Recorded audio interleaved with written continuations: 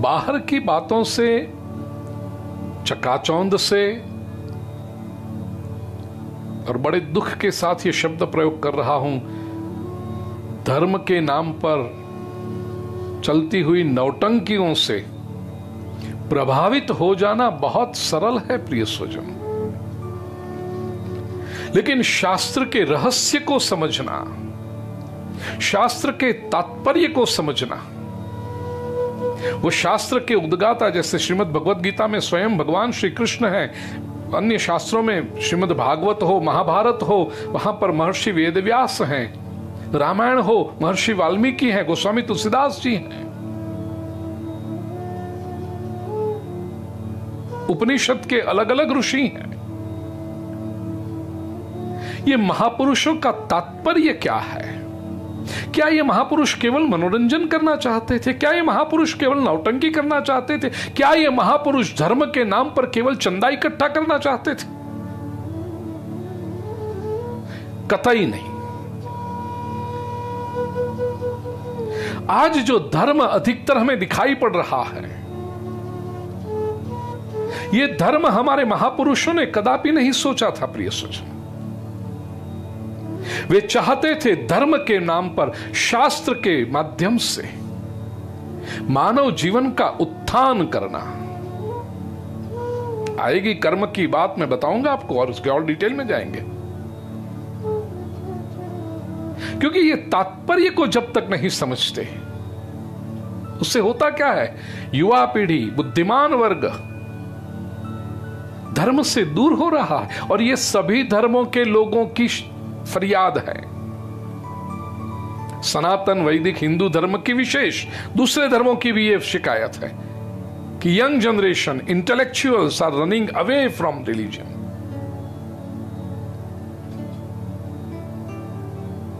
पिछले 50 वर्षों के यूरोप में जो सेंसस हो रहे हैं, गिनती बस्ती की, कितने लोग हैं उसकी, और वहां पर एक कॉलम होती है सेंसस के दरमियान कि आप कौन से धर्म में मानते हैं, किस धर्म में आपकी श्रद्धा। अब धीरे धीरे एक ऑप्शन भी देना शुरू किया कि उनको किसी धर्म में श्रद्धा नहीं है। रश्मि, एम आई राइट? हमारी बहना रश्मि लंदन से आई। एथीस्ट या तो नॉन बिलीवर्स, ऐसी भी एक कॉलम होती। पिछले 50-60 वर्षों का, और हर 10 वर्ष में एक बार होती है ये सर्वे, पिछले 50-60 वर्षों से बड़े दुख के साथ कहना पड़ रहा है, ये नॉन बिलीवर्स की संख्या बढ़ती जा रही है यूरोप में, जो किसी भी धर्म में श्रद्धा नहीं रखते। और ये बहुत बड़ी चिंता का विषय है। इसकी बात भी मैं करूंगा, आज वो विषय आ जाए तो आज, नहीं तो कल, क्योंकि धर्म में श्रद्धा न रखने से ईश्वर को नुकसान नहीं होता, न ही धार्मिक इंस्टीट्यूशंस को नुकसान होता है, धर्म में श्रद्धा न रखने वाले को नुकसान होता है। That is that persons individual loss. और दुख की और बात यह है कि वो जो इंडिविजुअल लॉस जिसका है, उसको पता भी नहीं चलता कि वो अपना क्या नुकसान कर रहा है। जैसे भोजन न करने वाला व्यक्ति किसी कारणवश भोजन का तिरस्कार करे, भोजन से परहेज करे, भोजन से दूर रहे, तो उसको यह भी पता नहीं चलेगा, उसको तो मन में ही रहेगा बस मैं तो भोजन नहीं कर रहा हूं, लेकिन भोजन न करने के कारण उसके शरीर को जो नुकसान हो रहा है वो उसको कहां पता चलता है। उसकी इम्यूनिटी कम हो जाएगी, उसकी कार्य क्षमता कम हो जाएगी, उसकी एफिशिएंसी कम हो जाएगी। 10 किलो का वजन भी इधर से उठाकर उधर रखने के लिए कहोगे तो नहीं कर पाएगा, वो दुर्बल होता जाएगा।